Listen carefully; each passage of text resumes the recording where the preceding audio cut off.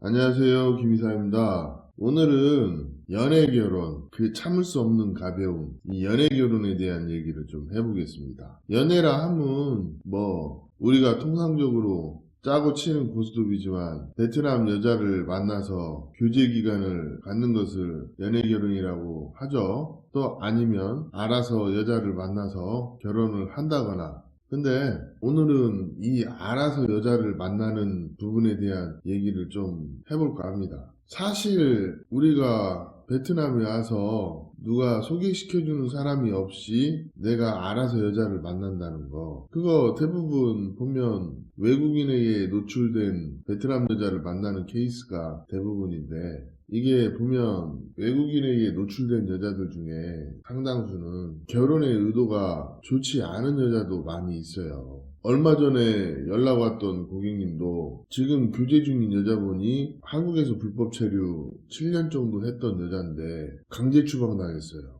그래서 결혼이 가능하냐 물어보시더라고요. 결혼이 다 가능하죠. 근데 불법 체류에 벌금이 2천만 원 있다는데 강제 퇴거 명령을 받았기 때문에 이런 경우는 결혼 이민 비자를 받기가 사실상 어렵다. 그러니까 포기하셔라.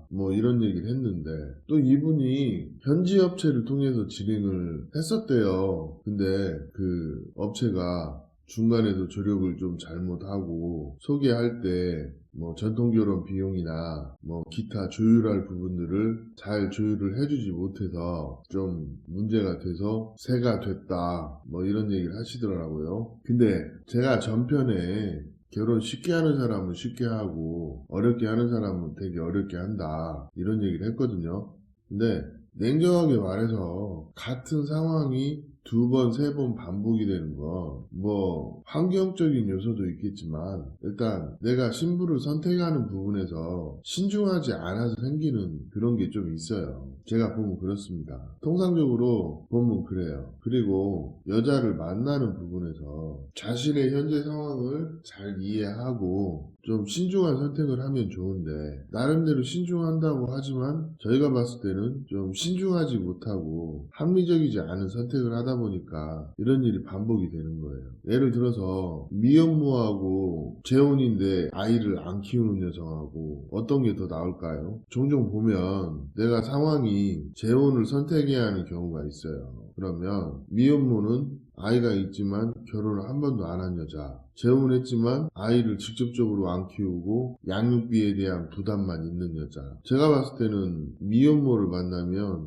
결혼을 한 번도 안 했기 때문에 아이가 있어도 자기가 초혼인 줄 알아요. 사실은 아이가 있는데 초혼이라고 생각을 하면 이게 더 힘들어요. 왜? 초혼인 여자들은 어떤 식으로든 자기가 전통결혼을 한 번도 안 했기 때문에 그걸 하려고 해요. 그리고 미혼모들이 대체적으로 요구사항이 많은 그런 케이스가 좀 있기 때문에 이런 것보단 내가 재혼을 선택해야 한다 그러면 재혼에 실질적으로 아이를 안 키우는 여자면 더 좋고, 상황이 재혼을 선택을 해야 되는 상황이라면 아이를 하나 정도 키우는 상황을 고려한다면 딸 정도 키우는 여자 만나는 것도 나쁘진 않죠. 또 제가 이런 얘기 하면 아이 있는 여자는 무조건 피해야 된다, 그러시는 분들도 있겠지만 그게 맞다 칩시다. 근데 결혼이라는 게 형평성이라는 게 있고 또 배려해야 될 부분은 배려를 해야 되는데, 이런 형평성과 배려 부분에서 내가 나이가 있고 현실적으로 초혼이랑 결혼이 어렵다 그러면 현실적인 고려사항을 고려해서 재혼이랑 할 수도 있는 건데,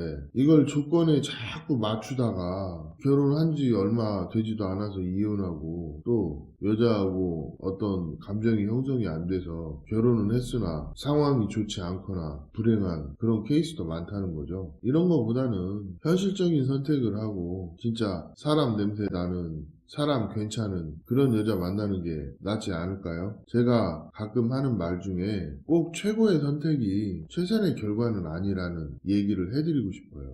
이게 제가 다년간의 경험으로 지켜보면 그렇더라고. 첫 번째가 성격이 좋고 사람 됨됨이가 된 여자를 만나야 돼요. 결혼은 이 성격이나 사람 됨됨이가 먼저고 그 다음에 외모입니다. 보통 같은 상황을 반복하시는 분들은 대부분 이 외모 욕심에서 절충을 못 보기 때문에 같은 상황이 반복이 되는 그런 케이스가 많아요. 그리고 그런 분들한테 외모보다는 성격이나 사람 냄새가 나는 그런 여자 만나야 된다 얘기하면 머리로는 이해하는데 대부분 현실에서는 그 외모에 대한 집착 포기기 못하고 다시 같은 상황이 반복이 되다 보니까 2번, 3번, 4번 파혼하고 돈은 돈대로 뭐 3천만원, 5천만원 제가 피해 많이 본 사람은 한 7천만원까지도 봤어요. 이런 분들은 사실 돈이 들어가면 사람이 겸손해지기도 마련인데 돈이 들어가는데도 상황이 똑같으면 그건 일종의 병입니다. 그런 분들 되게 많이 봤어요. 저는 왜 나만 이렇게 2번 깨지고 3번 깨지냐고 하는데